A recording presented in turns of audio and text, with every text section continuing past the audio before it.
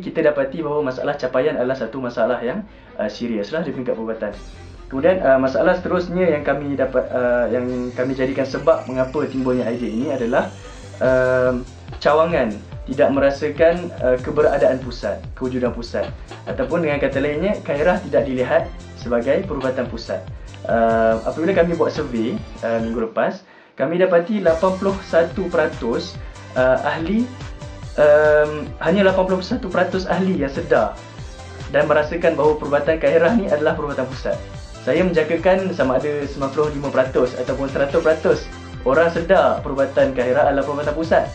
Namun 81% ni walaupun tinggi tapi agak mengecewakan, menunjukkan bahawa orang tidak sedar bahawa perubatan pusat adalah perubatan Khairah.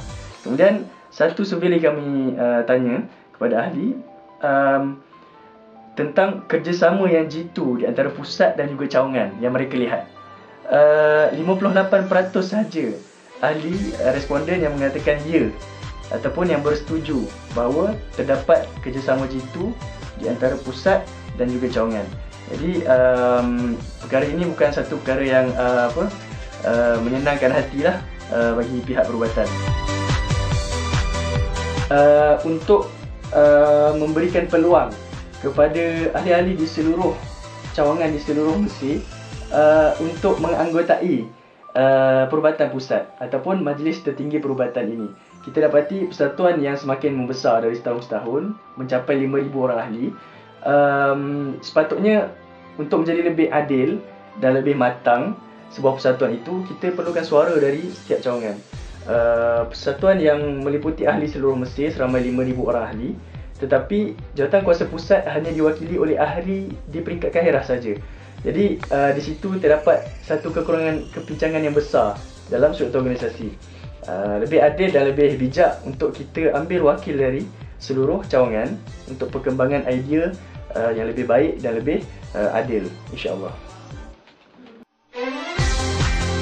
Secara detailnya, saya boleh katakan untuk kita rujuk kepada blog ataupun laman web yang kita telah sediakan, seperti mana yang akan tertera di skrin anda laman webnya. Namun secara ringkasnya saya ceritakan bagaimana MTP ini berjalan. Kita bakal mempunyai 7 cawangan seperti mana yang saya sebutkan tadi. Daripada 7 cawangan ini, setiap cawangan akan memilih 2 orang, iaitu seorang lelaki dan seorang perempuan melalui pilihan raya ataupun teknikal lain, untuk menjadi ahli dalam MTP.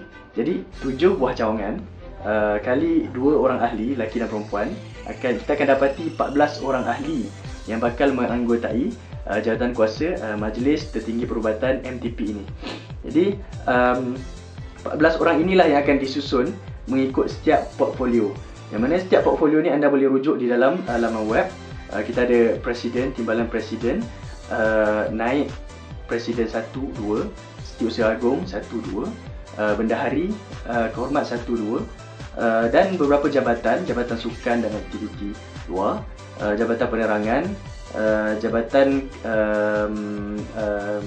BPI, Jabatan Pembangunan Insan, Jabatan Penerangan dan Penerbitan dan Penerangan, Jabatan Kebajikan dan Kemanusiaan serta Jabatan Ekonomi.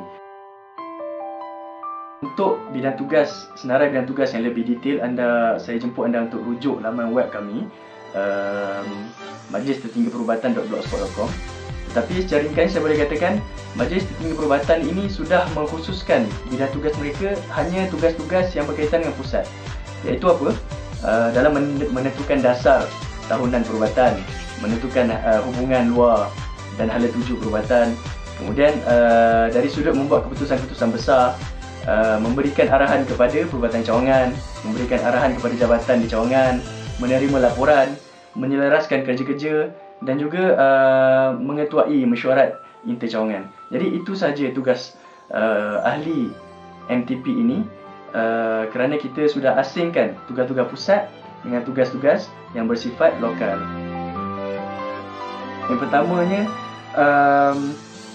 kita sudah memfokuskan kerja pusat hanya kepada pusat ataupun MTP, dan kerja lokaliti adalah dibuat oleh perubatan cawangan masing-masing. Jadi kita telah banyak mengurangkan tugas perubatan pusat yang ada sekarang. Jadi insya-Allah bebanan tugas dikurangkan maka tugas-tugas yang tinggal untuk pusat hanya sedikit saja dan membolehkan mereka memberikan lebih kurangkan masa untuk bekerja di dekat pusat lah. Okey. Kemudian yang keduanya, syarat untuk menjadi ahli MTP adalah mereka mestilah sekurang-kurangnya pernah menjawat jawatan AJKT ataupun ESCO di cawangan masing-masing. Jadi mengikut pengalaman saya, apabila kita sudah pernah bekerja sebagai ESCO, InsyaAllah tidak akan menjadi masalah untuk mereka menguruskan masa dengan baik kerana mereka sudah ada pengalaman sebelumnya. Kemudian yang seterusnya, memang lumrah suatu perkara yang baru, kita nak buat perkara yang baru, akan timbul pelbagai cabaran yang baru. Namun apabila kita bandingkan kemungkinan implikasi buruk yang akan timbul berbanding dengan kebaikan yang kita nak capai daripada usul MTP ini, pada saya ia berbaloi. Kebaikan yang kita akan dapat berbaloi dengan cabaran-cabaran sedikit yang kita boleh atasi, insyaAllah. Saya mengajak anda semua untuk melihat sejarah perubatan cawangan Zakzi. Jika dulu perubatan cawangan Zakzi bermula dengan OPZ ataupun Organisasi Perubatan Zakzi. Jadi beberapa tahun kita dapati pertambahan ahli dan di situ ada keperluan untuk mereka naik taraf kepada perubatan cawangan. Timbul keraguan, mampukah Zakzi untuk membuat perubatan cawangan Zakzi?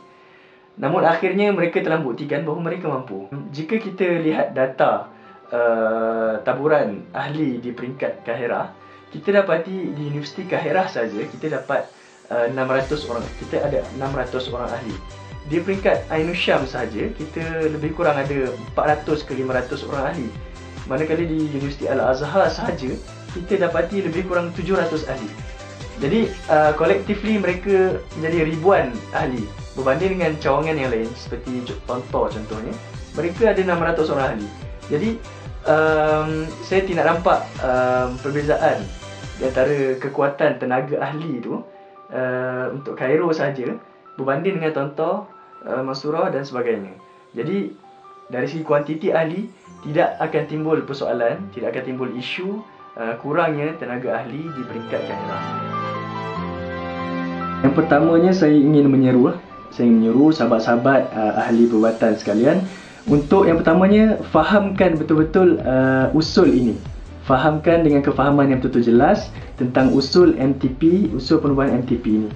Yang keduanya supaya saya mohon seru anda semua untuk menyokong 100% usul yang saya bawakan ini, insyaAllah. Kemudian seterusnya, saya mohon anda semua untuk kita fokuskan kepada isi ataupun kepada inti ataupun konsep penubuhan MTP tersebut. Jadi untuk segala urusan teknikal, saya pohon anda semua untuk rujuk blog yang telah kami sediakan. Sebagai kesimpulan terakhir, saya ingin memetik hasil survey yang kami telah lakukan selama lebih kurang seminggu, mendapati bahawa seramai 72% daripada responden bersetuju ataupun mengatakan ya kepada cadangan pemusatan ataupun cadangan penubuhan Majlis Tertinggi Perubatan ini. Jadi sebelum proses penerangan yang kami lakukan, kami mendapati 72% orang bersetuju. Jadi saya amat berharap bahawa selepas proses penerangan ini, insyaAllah 100% orang ahli akan bersetuju tentang cawangan ini. Jadi buat akhirnya, all the best, kita jumpa di Mesyuarat Agung Tahunan kali ke-8. Assalamualaikum warahmatullahi wabarakatuh.